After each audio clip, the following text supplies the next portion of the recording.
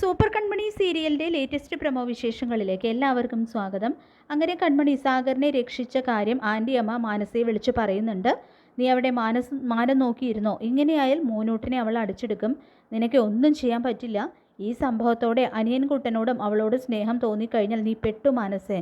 നിനക്ക് അനിയൻകുട്ടൻ്റെ മനസ്സിൽ ഒരു സ്ഥാനമുണ്ടാക്കാൻ കഴിയണം. അതിന് നീ എന്തെങ്കിലും മാർഗം കണ്ടുപിടിക്കണം എന്നെല്ലാം ആൻറ്റിയമ്മ പറയുമ്പോൾ, കൃഷ്ണനെ കല്യാണം കഴിക്കുന്നത് ആൻറ്റിയമ്മ എൻ്റെ ലക്ഷ്യം എന്നൊക്കെ മാനസ പറയുമ്പോൾ, ലക്ഷ്യം എന്ന് വെറുതെ പറഞ്ഞുകൊണ്ടിരുന്നാൽ പോരാ, അതിന് വേണ്ടിയിട്ട് പരിശ്രമിക്കണം. അതിന് നിനക്ക് കഴിയും മാനസ എന്നൊക്കെ പറഞ്ഞു കൊടുക്കുന്നുണ്ട് ആൻറ്റിയമ്മ. ഇതേ സമയം കൺമണിയുടെ മുറിവൊക്കെ ഡ്രസ്സ് ചെയ്യിച്ച് അവളെ കൊണ്ടുവരികയാണ്.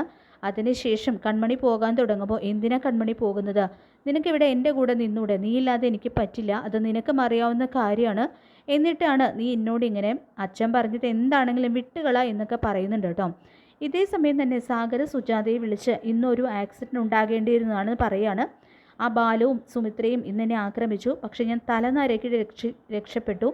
അതിന് കാരണക്കാരിയായത് ഒരു പെൺകുട്ടിയാണ്. ആ പെൺകുട്ടി ഇല്ലായിരുന്നെങ്കിൽ ഞാൻ ഇന്ന് ഇവിടെ ഈ ലോകത്ത് കാണില്ലായിരുന്നു എന്നൊക്കെ പറയുന്നുണ്ട് കേട്ടോ. ഇത് കേട്ട് ഞെട്ടിത്തെറിച്ച് പറയുന്ന പെൺകുട്ടി ഏത് പെൺകുട്ടിയെന്ന് ചോദിക്കുകയാണ് സുജാത. അത് മറ്റാരുമല്ല, കൺമണിയാണ്. അവളോട് നമ്മൾ എങ്ങനെയൊക്കെ പെരുമാറിയിട്ടും അവൾ എൻ്റെ ജീവൻ രക്ഷിച്ചു. അവളാണ് യഥാർത്ഥ പെണ്ണ്. എത്രയോ പ്രാവശ്യം നമ്മുടെയൊക്കെ ജീവൻ അവൾ രക്ഷിച്ചിരിക്കുന്നു. എന്നിട്ടും നമ്മൾ അവളോട് കാട്ടിയത് അനീതിയല്ലേ സുജാത? നീ ഇനി അവളോട് ദേഷ്യം കാട്ടരുതെന്നൊക്കെ സാഗർ പറയുന്നുണ്ട് കേട്ടോ സുജയാതോടെ.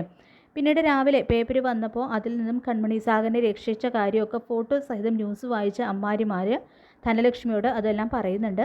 ഇതേ സമയം എന്തോ വീരവാദം പറഞ്ഞ് ധനലക്ഷ്മിയെ പൊളിച്ചെടുക്കുന്നുണ്ട് കേട്ടോ അമ്മായിമാർ. അങ്ങനെ കൺമണിയെയും കൊണ്ട് കൃഷ് അവൻ്റെ തോളിൽ ചായച്ച് ഇരുത്തുമ്പോൾ അത് കണ്ടുകൊണ്ടുവന്ന മാനസ അത് കണ്ട് കൃഷ് എന്ന് പറഞ്ഞുകൊണ്ട് അലറി വിളിക്കുകയാണ് കേട്ടോ ചെയ്യുന്നത്. അങ്ങനെ സൂപ്പർ കൺമണി സീരിയലിൻ്റെ വളരെ രസകരമായിട്ടുള്ള എപ്പിസോഡുകളാണ് വരാനായിട്ട് പോകുന്നത്. ഈ റിവ്യൂ ഇഷ്ടപ്പെട്ടെങ്കിൽ ലൈക്ക് ചെയ്യുക, ചാനൽ കൂടി ഒന്ന് സബ്സ്ക്രൈബ് ചെയ്ത് സപ്പോർട്ട് ചെയ്യുക. താങ്ക്